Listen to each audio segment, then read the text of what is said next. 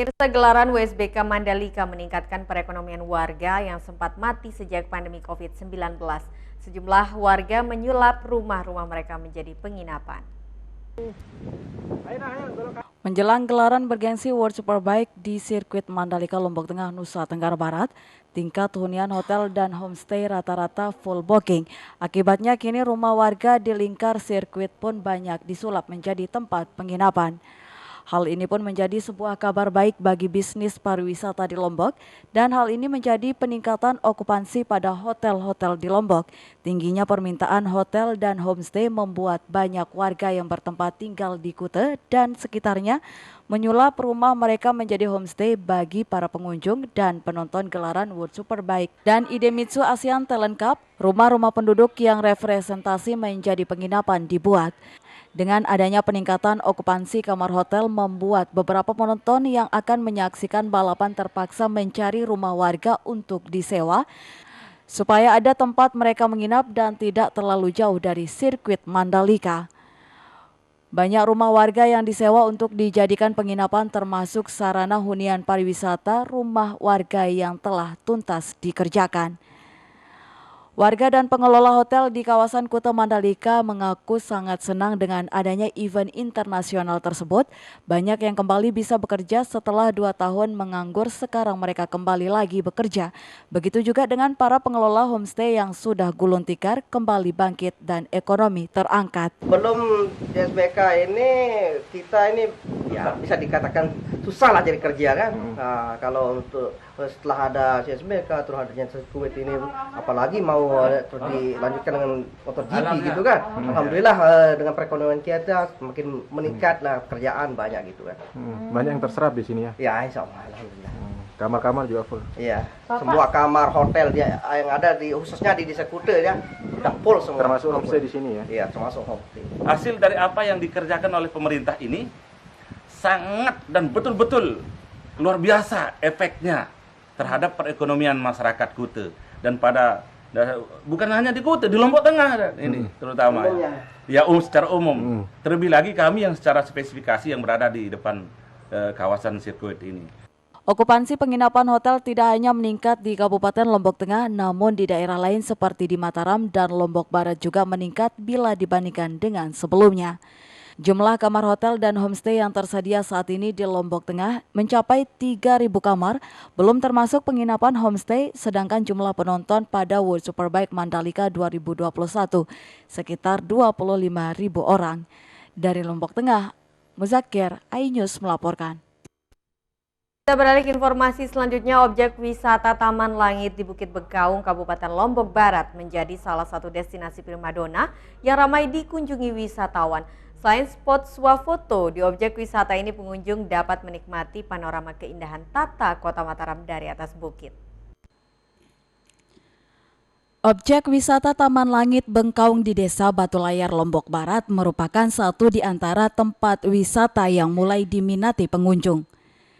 Selain berada di atas perbukitan, daya tarik dari objek wisata ini dilengkapi berbagai fasilitas swafoto menarik seperti pintu Doraemon dan sayap burung yang begitu fenomenal. Selain swafoto, pengunjung juga dimanjakan dengan panorama alam dengan latar belakang bukit, pantai hingga keindahan Kota Mataram dari atas perbukitan. Sejumlah pengunjung mengaku mengetahui keindahan wisata Taman Langit Bengkaung ini setelah viral di media sosial. Pertama kali kita kenal wisata ini bukan dari Facebook dan bukan dari Instagram atau media sosial lainnya, tetapi karena kita pernah melakukan ziarah ke bawah tuh, kita lagi berbagi, kemudian kita menelusuri jalan ini. Waktu itu belum ada yang ini, dan dulu namanya juga bukan Taman Langit. Nah, waktu kita tahu dia viral, kita pastikan kesini, ternyata inilah tempatnya. Jadi awal-awal dulu bukan niatnya wisata gitu, tapi pas udah tahu ada tempat wisata di sini, why not gitu. Kebetulan kan banyak yang saya lihat, saya pertama tahunya sih dari ini, jadi pengen kesini gitu, ngeliat sih tempatnya juga bagus, jadi pengen aja kesini, pengen tahu gitu tempat ini. Ternyata setelah kesini emang bener bagus tempatnya. Dari Kota Mataram, wisata Taman Bukit Bengkaung dapat ditempuh dengan jarak waktu 30 menit dengan menggunakan kendaraan roda 2 maupun roda 4. Dari Lombok Barat, Vinka Andini, iNews melaporkan.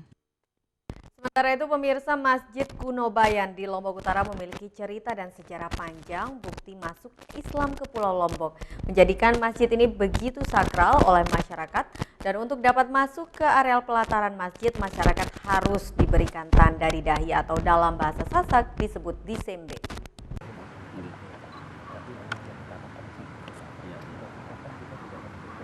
Siapa yang tidak mengenal Masjid Kuno Bayan yang terletak di Kecamatan Bayan, Kabupaten Lombok Utara yang sudah berdiri sejak abad ke-15.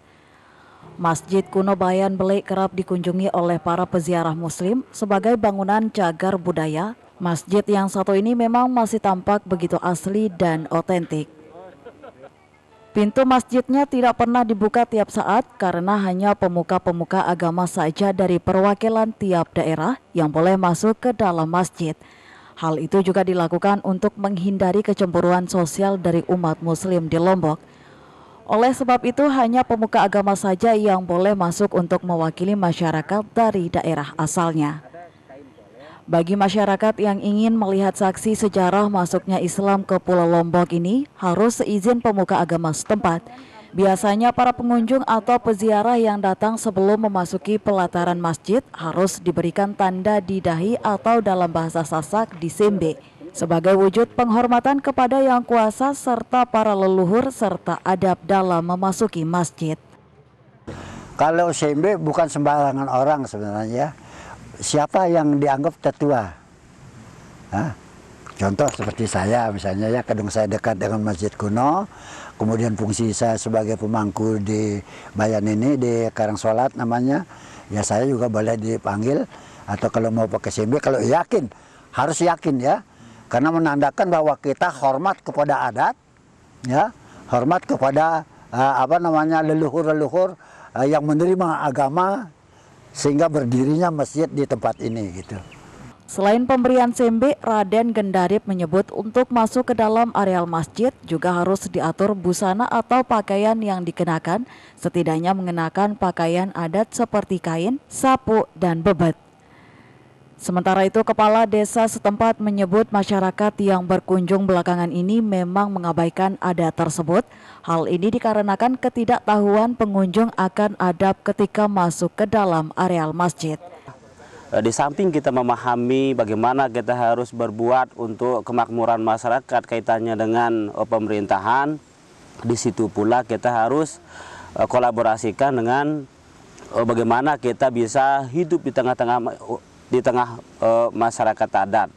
Dalam hal ini ada di Desa Bayan ini sendiri sebagai ikon Kabupaten Lombok Utara. Dengan adanya keberadaan Masjid Kuno ini sekali lagi sebagai ikon Kabupaten Lombok Utara, dan Masjid Kuno ini masjid tertua di Pulau Lombok. Kemudian di masjid ini pula tempat para masyarakat adat untuk melakukan ritual-ritual, di mana ritual itu adalah seperti halnya dengan maulid adat, ngaji makam, lebaran tinggi, lebaran pendek, dan acara-acara ritual lainnya.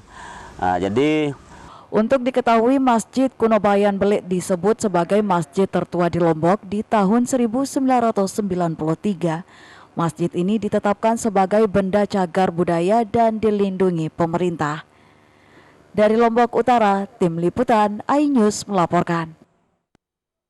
Ya pemirsa, informasi tadi sekaligus menutup perjumpaan kita kali ini di iNews NTB. Saya Vinka Andini pamit undur diri dan sampai jumpa.